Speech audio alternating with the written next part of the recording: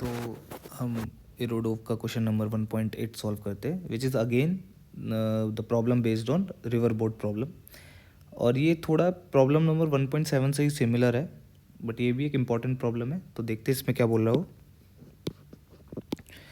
To boat A and B moves away from a buoy anchored, मतलब कोई एक particular point से ये दोनों दूर हो रहे हैं, which is eight middle of the river along the mutual perpendicular straight lines. Okay. The boat A moves along the river and boat B across the river, having moved off an equal distance from a buoyed boat. ठीक है, ये एक particular point से दोनों equal distance तक गए हैं, जिसमें से boat A along the river move किया है और बोट बी रिवर के परपेंडिकुलर डायरेक्शन में मूव किया है, and then returned. Okay, find the ratio of time of the motion tau A by tau B if the velocity of each boat with respect to the water is eta times, that is 1.2 times greater than the stream velocity. तो हमें निकालना है कि जब boat A and boat B equal distance तक गए और फिर वापस आए तो उन दोनों के टाइम पीरियड का रेशियो क्या. तो सबसे पहले डायग्राम बना लेते. लेट सपोज करते हैं ये मेरी रिवर और रिवर की स्ट्रीम जिस वेलोसिटी चल रही है वो वी नॉट, और ये मेरा कोई पॉइंट है जहाँ पे दोनों बोट स्टार्ट कर रहे हैं, जिसमें से बोट ए रिवर के साथ जा रही है और बोट बी इस तरीके से चल रही है कि वो रिवर के परपेंडिकुलर चल रही है.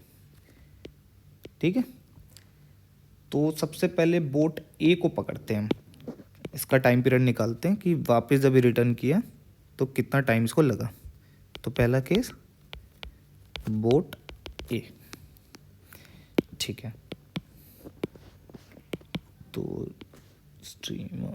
स्ट्रीमिंग वेलोसिटी कितनी है हमारी वी नॉट. ओके, और बोट ए जो चल रहा है उस 1 सेकेंड उसकी वेलोसिटी है नीटा वी नॉट, और वो एक पर्टिकुलर डी डिस्टेंस तक गया, उसके बाद उसने रिटर्न किया, that is O and A. Okay, तो जो ग्राउंड पे ऑब्जर्वर होगा उसको जब वो ओ से इन ओ ए में बोट जो मेरी है वो चल रही है नीटा वी नॉट से आगे, एंड साइमल्टेनियसली स्ट्रीम भी वी नॉट. इस मोशन को हम बोलते हैं डाउन स्ट्रीम. तो डाउन स्ट्रीम के केस में जो ग्राउंड पे ऑब्जर्वर होगा उसको क्या दिखेगा, बोट की नेट वेलोसिटी कितनी दिखेगी, ईटा वी नॉट प्लस का v naught, that is eta plus 1 we naught. Okay, तो टाइम ओ ए से जाने में कितना लगेगा, इसको distance d divided by net velocity. ठीक है, ए पॉइंट के बाद उसने रिटर्न किया, रिटर्न में क्या होगा, उसकी वेलोसिटी यहाँ पे और स्ट्रीम की वेलोसिटी यहाँ पे. तो ग्राउंड के फ्रेम में जो पर्सन ग्राउंड पे होगा उसको उसकी स्पीड कम लगेगी, डेट इज वी नेट क्या हो जाएगा उस केस में, ईटा -1 वी नॉट. तो उसको दोबारा ए से ओ पॉइंट आने में कितना टाइम लगेगा, T A O D upon eta -1 we not.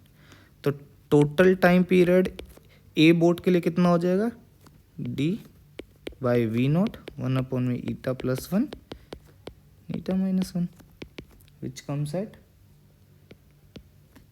Eta -1 eta plus 1 divided by A square minus B square की आइडेंटिटी लगेगी यहाँ पर. तो ये तो कैंसिल, तो 2d eta divided by we naught eta square -1. Okay, तो मेरा total time period A boat का जाने में और आने में कितना लगा, टाउ ए. अब मैं सेकंड केस लेता हूँ, जब मेरी बोट बी जो कि परपेंडिकुलरली चल रही थी स्ट्रीमिंग वेलोसिटी के, तो उसको कितना टाइम लगा जाने और आने में. तो सेकंड केस क्या है मेरा, फॉर बोट बी. ठीक है, हम अपना रिवर बनाते हैं पहले। और स्ट्रीमिंग वेलोसिटी कितनी थी हमारे पास, v0। और ये क्या कह रहा है कि जो बोट v है वो इस तरीके से चल रहा है कि वो रिवर के परपेंडिकुलर चले, ठीक है। अब पर अगर ऐसा करना है, मतलब दैट मीन्स ग्राउंड पे जो पर्सन है उसको ऐसा लगे कि जो बोट बी है वो हमारी रिवर के परपेंडिकुलर चल रही है, तो उसको कैसे मेंटेन करना पड़ेगा with respect to river, boat को in some direction like theta maintain करना पड़ेगा, तभी तो ऐसा होगा ना। इसका रिजल्टेंट जो होगा वो इसके अलोंग आएगा परपेंडिकुलर डायरेक्शन में। ओके ठीक है, मैं इसका जूम व्यू बनाता हूँ। ये मेरी v0 और ये मेरा परपेंडिकुलर डायरेक्शन, इधर से इसको थीटा एंगल मेंटेन करना पड़ेगा। ये वेलोसिटी क्या दे रखी थी हमें, velocity of boat with respect to river. तो ग्राउंड वाले को कैसा लगना चाहिए कि जो हमारी बोट है वो रिवर के परपेंडिकुलर चल रही है, डेट मीन्स रिजल्टेंट मेरा ऐसा आना चाहिए। Okay that's fine. तो अगर ऐसा रिजल्टेंट पॉसिबल कब होगा, पहले इसका कंपोनेंट करते हैं इधर। तो इधर क्या आ रहा है, नीटा v0 साइन थीटा, और इस इधर की डायरेक्शन में क्या आ जाएगा, नीटा v0 कॉस थीटा। अगर इसको परपेंडिकुलर डायरेक्शन चलना है, this two vector should be equal and opposite, that means eta v0 sine theta equals to v0। Okay, तो साइन थीटा क्या आ गया इधर से, v0 अपॉन में नीटा v0 विच इज 1/ईटा। अब इधर से कॉस थीटा क्या आ जाएगा, कॉस थीटा आ जाएगा, ये ट्रिग्नोमेट्री का फॉर्मूला यूज़ करते हैं 1 minus sine square theta which gives 1 minus 1/नीटा का होल स्क्वायर। तो ये क्या आ जाएगा, under root of 1 minus eta square by नीटा। तो मेरी परपेंडिकुलर डायरेक्शन में वेलोसिटी कितनी होगी, रिजल्टेंट वेलोसिटी बोट की, वी रिजल्टेंट कितना होगा बोट का, नीटा v0 cos theta which is Neeta v0 1 minus eta square upon में नीटा। तो ये दोनों कैंसिल, तो मेरी बोट की वेलोसिटी कितनी हुई, v0 under root 1 minus eta square. तो इसको d डिस्टेंस ट्रैवल करने में कितना टाइम लगा, लेट सपोज t1 टाइम जो बोट 2 ने स्टार्टिंग में d डिस्टेंस कवर करना, उसको d अपॉन v0 नीटा स्क्वायर माइनस 1। अब क्या है कि उस बोट को रिटर्न करके अपनी इनिशियल पोजीशन ओ पे भी आना है। ओके, तो जैसे ये मेरी रिवर थी,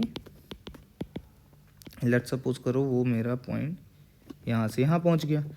अब बोट को वापस आना है सच डेट कि वो अपना परपेंडिकुलर पाथ मेंटेन रखे। अगर उसे मेंटेन रखना है तो उसको किसके अलोंग चलना पड़ेगा, इसके अलोंग। लेट सपोज ये एंगल मेरा फाई है, सच डेट जो उसका रिजल्टेंट आए ग्राउंड के रिस्पेक्ट में उसको परपेंडिकुलर जाता दिखे। ठीक है, ये मेरा डिस्टेंस d है, तो इस फैक्टर्स को हम बड़ा कर लेते थोड़ा। दिस इज माई v0, ठीक है, और this is my Neeta v0, और सच डेट इनका रिजल्टेंट क्या है, परपेंडिकुलर। ओके, ये रिजल्टेंट ये रहा वी आर वेक्टर। तो अगर तब कब ऐसा होगा पॉसिबल, लेट सपोज ये एंगल मैं इस बार फाई लेट कर लेता हूँ। ये वाला कंपोनेंट कितना है, नीटा v0, सॉरी एंगल उसके साथ है, तो दूसरे वाले के साथ क्या आता है साइन फाई, और इधर की तरफ क्या आएगा नीटा v0 कॉस फाई। तो सिमिलरली ये तो वही ऊपर वाला ही केस बन गया, जब ये वापस आने के केस में भी यही बन रहा है, साइन फाई क्या आ गया 1 बाई नीटा। इस हिसाब से वी आर क्या आ जाएगा एन v0 cos phi which is v0 under root 1 minus eta square. और t2 टाइम कितना लगा वापस जर्नी में आते हुए, d divided by v r which is d divided by v0 1 minus eta square.